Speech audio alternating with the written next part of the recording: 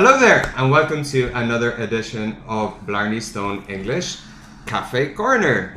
And today I'm here with John. You can say something, John. Hi there. And Darryl. How are you? Okay, so John, you're from? I'm from Maryland. Maryland in the United States. Okay, and Darryl? I'm from Cork in Ireland. A fellow Cork man. Hey, up Cork. Okay, so today we're going to look at the narrative tenses and we're going to try and keep it as natural as possible. Okay, so let's begin. What's been up? How have you been? Oof. I've been good. How about you? I've been good, yeah. What you been doing? Working a lot recently. Yeah. We're reaching the end of the academic year. A lot of things to finish up, but Is it going good? it's going very well. Okay, very good. And how about you? Yeah, I've been pretty busy. Been doing a couple of different plays. I'm working with a choir at the moment, so I've had a lot of rehearsals, a lot of stuff going on. Juggling. Yeah, juggling. Yeah, basically. Well, I saw one of the plays, and it was outstanding. And it was a very ambitious project. Yeah. A streetcar named Desire. So tell us a little bit about that. This was like the latest production from Madrid Players. But I'd been in a couple of things with them before, but this was probably the biggest, as you say, the most ambitious thing that I think I'd ever done with them, to be honest. And basically I've done a couple of things since then, but before, well, we did the play because both of us We were did, in but it. he was the star. Yeah, he was the star. I mean, before the latest play that I've done, I mean, I'd been rehearsing basically for 4 months? About 3 How long months. have you 3.5 months. 3.5 months we were before we going. actually did it, yeah. Yeah. Yeah. So we were rehearsing 3.5 months. And how We often did were these rehearsals? It was, I mean, At the beginning, we were all there.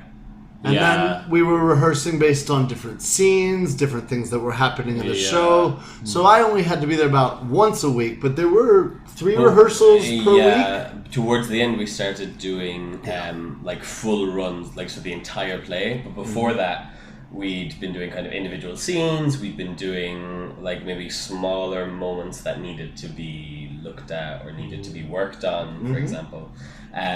But once we started full runs, for sure. we were doing that for like 3 weeks. Those final 3 weeks were crazy for all of us. Yeah. We were all quite busy, I think. Okay. When was the opening night? Because I saw you guys on the Saturday. So we had opened up Thursday. Okay. Thursday, just before that. I believe that was the 1st of June, around then. It was the 1st June, so we'd done 2 shows before you saw it. Okay. Yeah.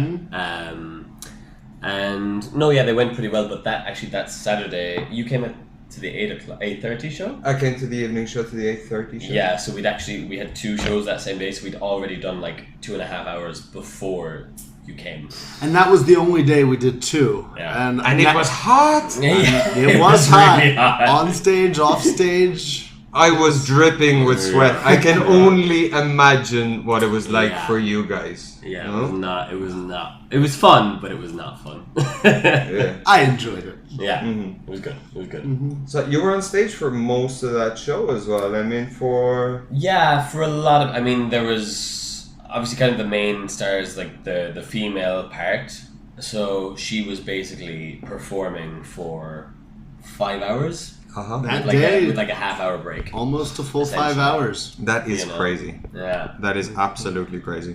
And we had been practicing it, doing 2 runs a day, solely in preparation for that. Yeah. Okay. Even when we knew it, the director said that would be tough Yeah. to do that 2 full times, and so she had us practice doing it 2 full times so that come that Saturday You'd be prepared for we would it. be ready. Basically. Exactly. Oof, Yeah. That's crazy. Well, it takes a lot of dedication. And had you acted before? A little bit. I had acted some as a kid. I'd done some shows, both musical and drama. Probably through the end of high school, just starting university, and then things changed. I stopped.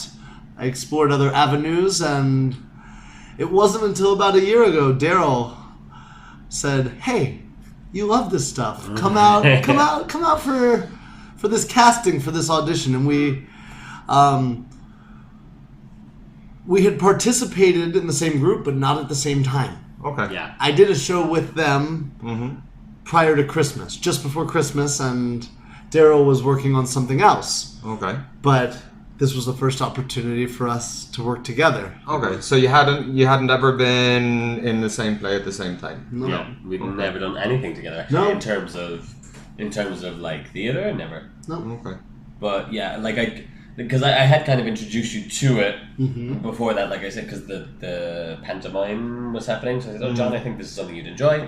And then he'd done that before. I'll just Pantomime, take a little. I wasn't explanation. sure. Pantomime was new for me as well. Let me For say. those of you who don't know, a pantomime is a traditional Christmas, we'll say, farcical play, where there's usually a lot of people dressed in drag, and they take a fairy tale and twist it into something modern, and it's usually quite fun and great fun for the kids. Sure. And very satirical. And That was very what satirical. surprised me. I knew it would Yeah. be a fairy tale. I knew they would take a traditional story, something people would recognize, but to take the current events and play with these things was it was really interesting. Yeah, it was cool because I went to that pantomime as well, and they introduced Tinder, they talked about Trump, they talked about lots of things that were up to date. Football, I think they made a few A references. few references to Ronaldo, and Messi.